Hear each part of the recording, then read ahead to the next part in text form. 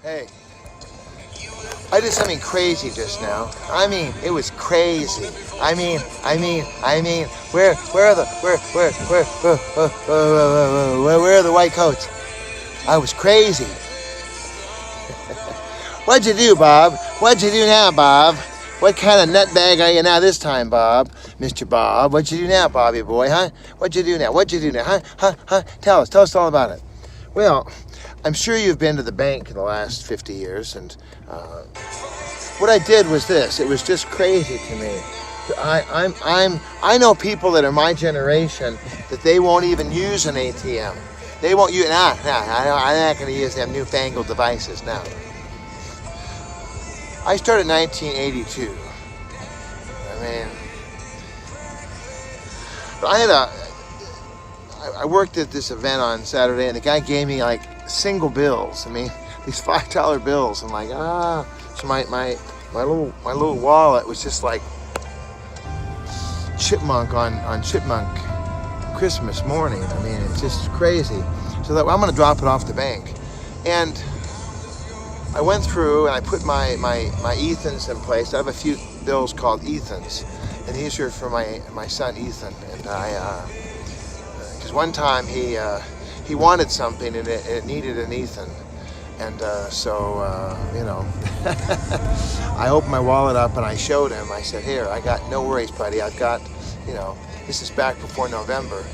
And I said, here, I got a wallet. I have several Ethans. I said, here's one. So I have these, so I had those. I thought, well, I'm going to put a few 20s in, and I'll have a little bit of, backup in my pocket. And then I just took the stack of money, just took the loose stack of 5s, and I don't know what, maybe a 10 or 2. I just took them and just stuck it in the machine.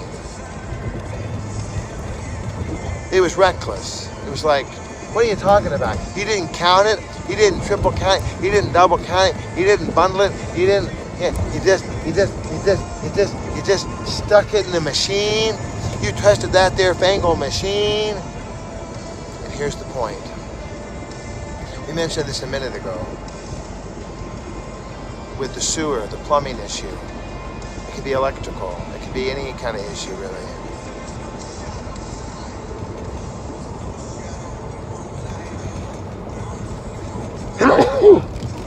And all these years that I've seen these machines,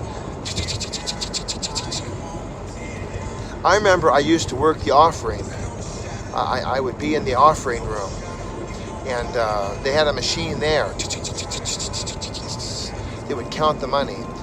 I think that the ushers would count it, and then this would double count it back then. This is like when it was a newer idea. And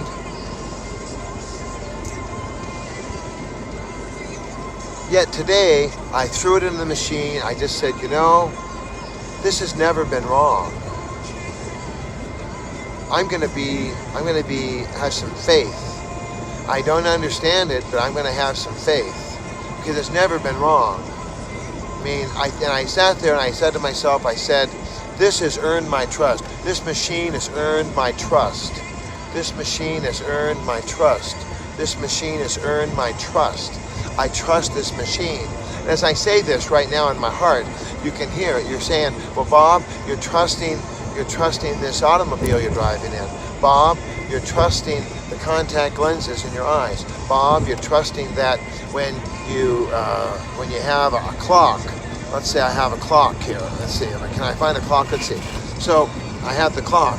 I trust that the clock is going to give me the accurate time. I trust my map programs to not take me off a cliff.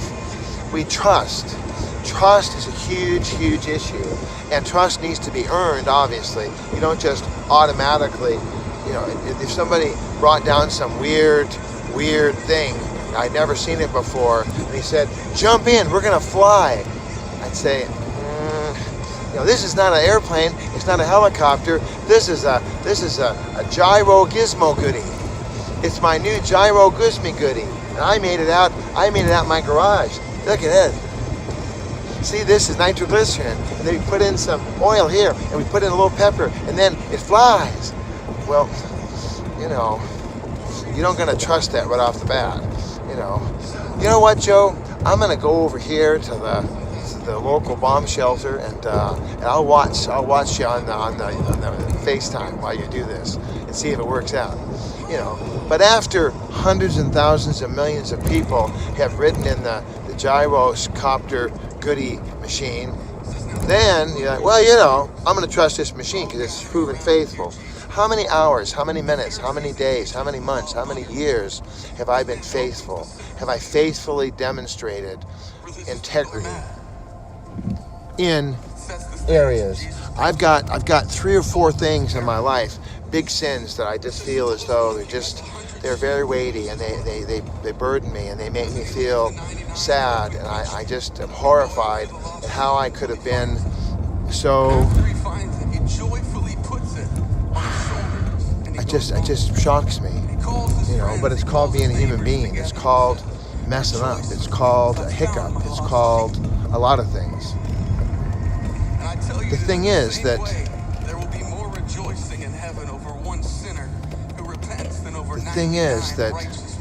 are they ongoing issues? This car, it might have a flat tire. Does that mean I'm not going to drive it because of the flat tire? No, I put a new tire on, and then I haven't had a flat tire in forever, because what I do is, if my tire goes low, I go right to America's Tires. I run to America's Tires as quick as I can. If my car has a weird thing, I take it to Volvo. I take it to the independent Volvo dealer in my community, independent Volvo, and I have them look at it, and they tell me, hey, this is what the deal is. They either screw the door shut, or they screw the window up, or we rip something off. I have a handle here on this door that's broken. It's not a major issue. If the car is really major out, if it's totally totaled or something, then I got to get another car. I got to go on a Craigslist. I got to find, a 2000, and I guess at this point it had to be like a 2005, maybe Volvo V70, and so I'd have to go and do that, But that'd be pretty radical. I mean, that would have to be, the car is absolutely irredeemable. It's brain dead. It's gone. Well, leaves the 99 to find the one every time. To many practical adults, that's a foolish concept. Being practical, as he just said here, practical and being faith-filled are different things. Being practical and being filled with faith are 2 different things. And I am practical. Obviously, I do a lot in my life that is very practical and very reasonable and makes sense. At the same time, I am very faith-filled. I mean, I'm practical and faithful. I'll do both. A lot of times to get your heart broken. The Lord is so gracious. The Lord is so kind. So today, let's you and I be gracious. Let's you and I be kind. Let's you and I be faithful. Let's you and I. As I go into this meeting right now to see my daughter, believe me, I am full of faith. I'm full of graciousness and kindness. I'm full of obedience, because I'm in their house. So these guys call the shots. This government agency, they call the shots, and I don't call the shots.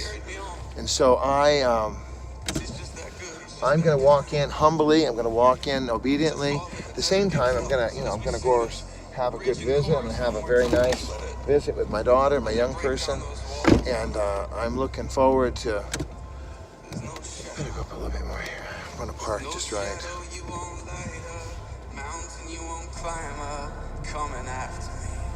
God is so good. God is so good. Well, God bless you. That's my thought on that. Is that let's have faith. Let's have trust. If someone has proven that they're faithful, let's count them as faithful. If someone has repented and turned, then All right. God bless.